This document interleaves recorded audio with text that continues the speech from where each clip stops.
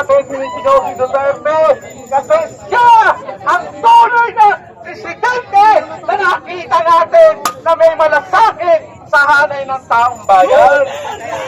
Di ba mga kasama? Talamak ang droga ngayon, putang ina. Sa mga factory, sa transport, sa mga barangay, nandito ngayon, lumutang ang mga drug lords, yung mga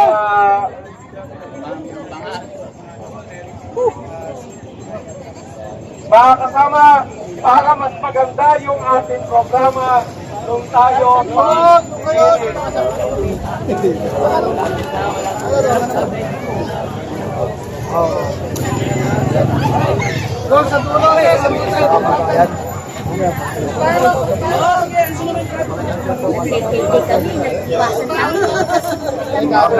kusog na tayo, kusog na tayo.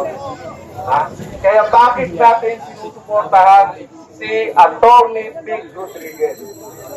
Kaya tinatawagan po natin para magsalita sa harapan natin si Atty. Jaime Miralles, ang chairman ng Labor Power Movement. Palakpakan po natin siya, mga kasabit.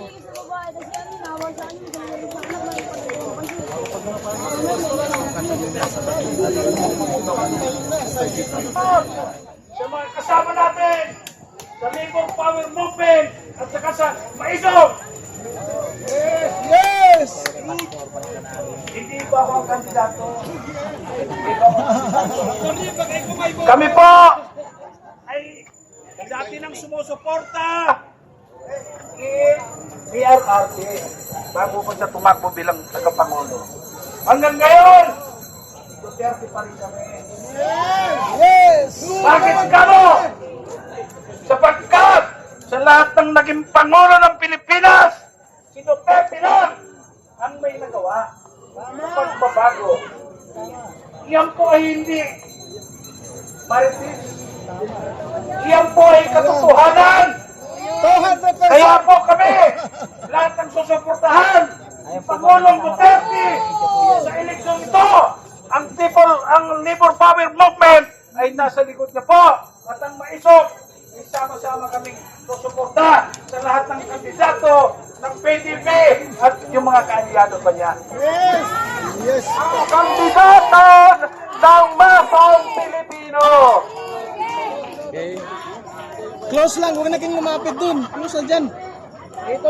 Kasi masira yung line. Palakpakan natin mga kasama. Si Atty. Vic Rodriguez. Dito po. Dito dadaan. Nandito na yung ating senator na si Atty. Vic Rodriguez. Kala ko sa harta. Ba't pumasok yan? Dalhin natin siya sa senator. Walang pumunta sa gitna. Walang papasok. Ang magpapagpapagpapag para senator. Walang papasok. Nandiyan pala si si Pam. Madam Pamela, hello. Madam Pamela guys. Ayun Okay. Yan Chatting natin. Oy! Atty. Vic! Atty. Vic! Atty. Vic! Atty. Vic! Atty. Vic! Atty. Vic! Atty. Vic for senator! Atty. Vic! Atty. Vic for senator. Atty. Vic! Atty. Vic for senator! Ayan, singkat talaga. Sure na yan! Woo! Hala, mukis talaga si... Hala ka, si Cherry Pie. Mga kasama, hihingan po natin si Atty. Vic Rodriguez for senator yung kanyang plataforma para sa taong bayan. Kaya tinatawagan po natin si Atty. Vic. Yes! Hawakan niyo lang yung mic. Salamat at magandang hapon po sa inyong lahat. at medyo na-delay lang po traffic. Alam ko kayo nagmarcha pa, nais ko sana kayong samahan, subalit yung schedule pabago-bago. At kaya naman magkakasama pa rin po tayo ngayong hapon dito.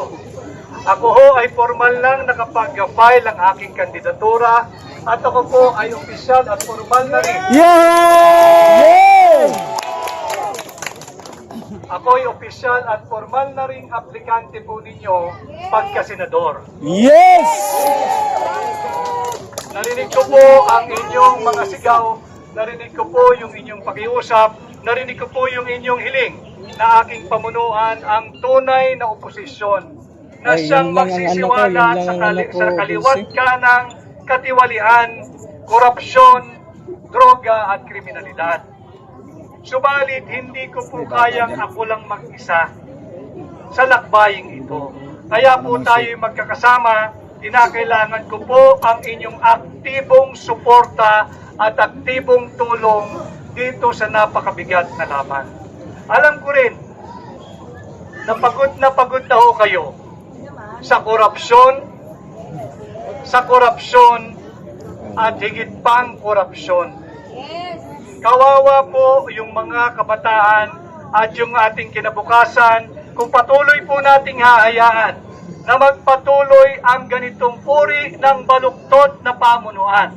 Kaya po, inaanyayahan ko kayo, magsama-sama po tayo, halina't tumungo tayo doon sa good governance at ipagpatuloy natin yung war on corruption. Importante ho itong midterm election ating singilin Wala akong ang Zoom, mga guys. kalapisan ng kasalukuyang Sorry, wala akong Zoom. administrasyon, ang administrasyon ni Bongbong Marcos. Atin silang singilin at panagutin. Nasaan yung Zoom nyo lang yung mata 500 nyo. billion pesos na sinasabi ninyo flood control funds? Nasaan Zoom yung na lang natin pinagmamalaki ninyong 5,500 flood control programs? Bakit sa tuwing umuulan, bumabaha? Dumating ang bagyong Karina, sinigundahan ni bagyong Enteng, ano po ang nangyari? Ang malaking bahagi ng Luzon, ang malaking bahagi, kundi buong bahagi ng Metro Manila ay nalubog sa baha. Hindi ho ba kayo napapagod sa ganitong uri ng pamumuhay? Hindi ka pa tapos maglinis ng putik at tubig ulan na pumasok sa iyong bahay, meron na naman putik at tubig ulan uli na dala ng ulan, dala ng bagyo, dala ng habagat.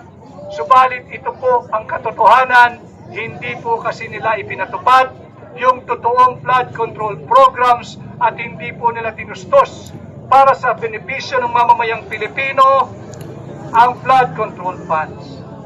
At kung sakasakali po maging matagumpay tayo sa labang ito, sisikapin ko po, unang-una, dalhin natin ang war on corruption sa Senado at sisikapin ko pong maipapasura ang resolution number 10 kung saan nagpapahintulot ng liquidation by certification Yan. o kung saan po yung pera ng bawat senador ay basta na lamang po nilang pipirmahan at wala nang tanungan pa kung saan napunta. Yan ang maganda.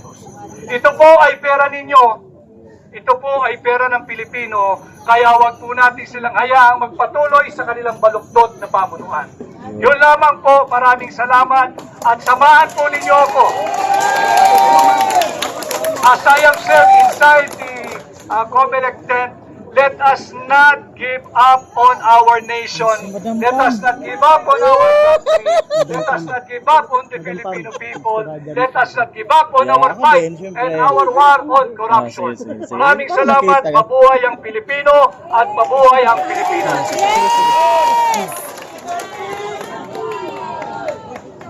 Sige po, lahat po ng mga media, vloggers, mainstream media, na bukas po ang hapag kung sino po yung gustong magtanong. Setup lang yung camera. Setup lang Set up ng camera. Okay kayo, Jahan Vlog. Okay kayo, vlog. Okay kayo. Pwede po magtanong, vlogger siya, tanong. Ilalabas po natin ito, mga kapatid, ng mga media ha. Kahit hindi naman sentro kuha, kahit side view, huwag ng ano. Para lagi makakover. Kukulim.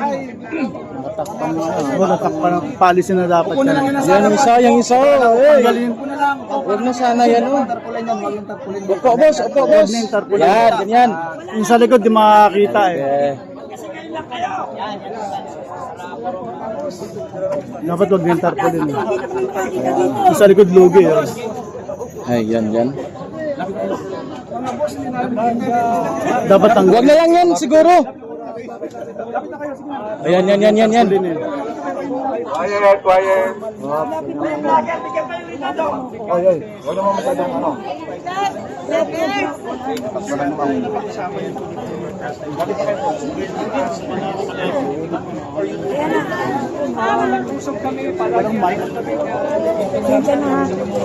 Walang mic.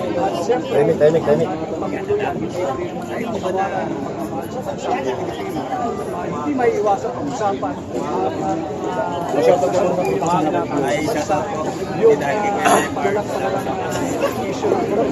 At siyempre, usapan lagi